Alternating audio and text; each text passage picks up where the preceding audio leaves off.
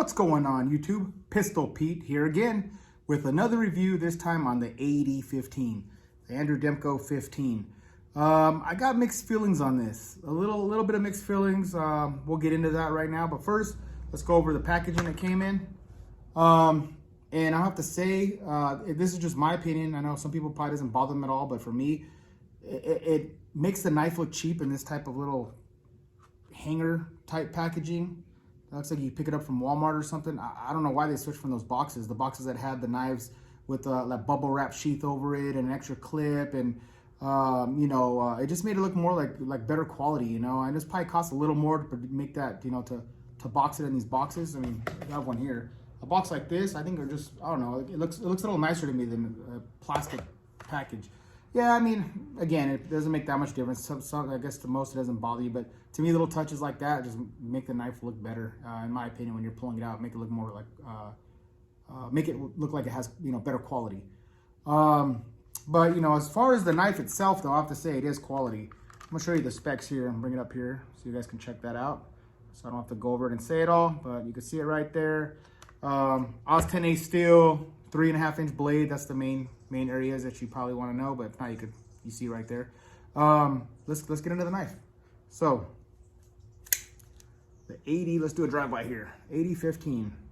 Now quality, Cold Steel kept the same quality. I know GSM bought the company from Lim Thompson a while back, and people were worried about, oh, the quality is going to go down because of the, because now it's a bigger company and blah, blah, blah. So far, the only thing I see different is the packaging. But as far as the knives, this thing is a freaking razor blade. Super, super sharp. I mean, I don't even have any hair on my arms to do this, but let me just show you. I have a little bit here. Yeah. You see that? Can you guys pick up the hair on there? Yeah, so I mean, it's shave sharp.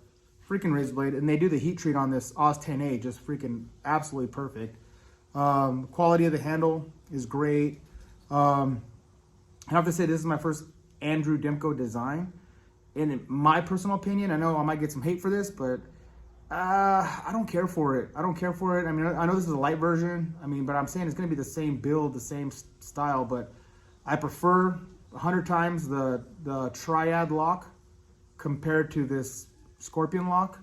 The knife itself feels kind of awkward in the pocket and in your hand. It's just kind of like too many curves in it, I guess, too many different components here. So it feels a little bit awkward in the hand and a little bit weird in the pocket. You can feel it grinding against either your keys or your wallet more than the one that's amazing is the AD-10, which is, oh, I shouldn't say that. I take that back. That's not the first one because AD-10 with the Tanto that I did last. That one, Andrew Demko, I love that one. That one's the opposite. So I do like one of his. That one there, I mean, it feels great. The ergonomics are great. It's nice, and I mean, the hand, it feels like it melts in your hand. It just feels so good.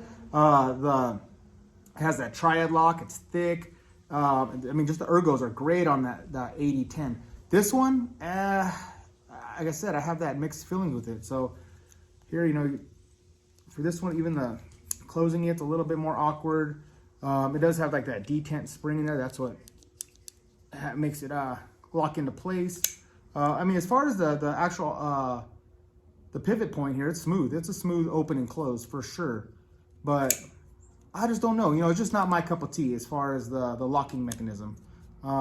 It's innovative and stuff, but in my opinion, it's a little more of a gimmick than it is something like a solid tool.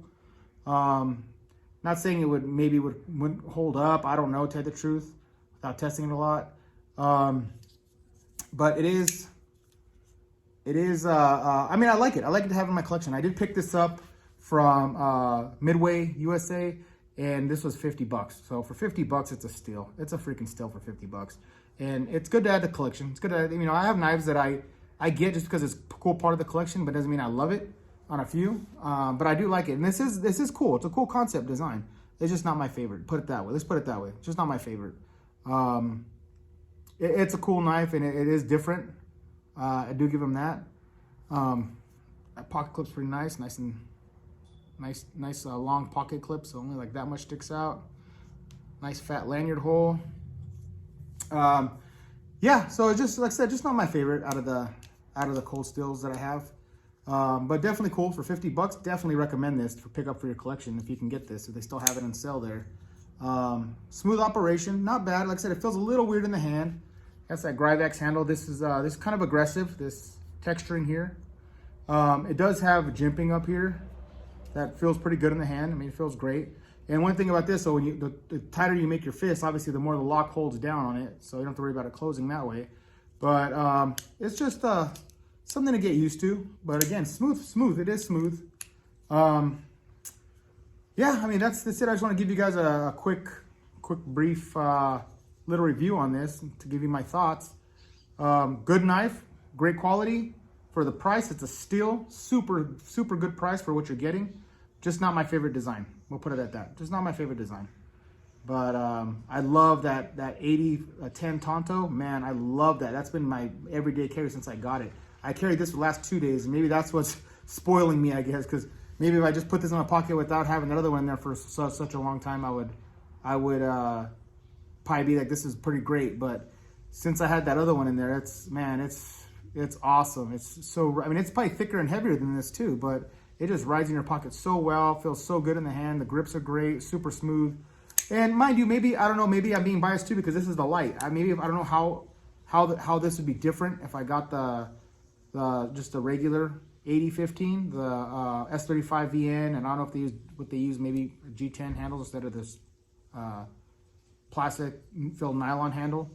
Maybe it's a little better, so maybe it's a little bit different. I don't know, but for right now, I like it, but I don't love it. Let's just put it that way. All right, YouTube, please like and subscribe, and until next knife, gun, or whatever.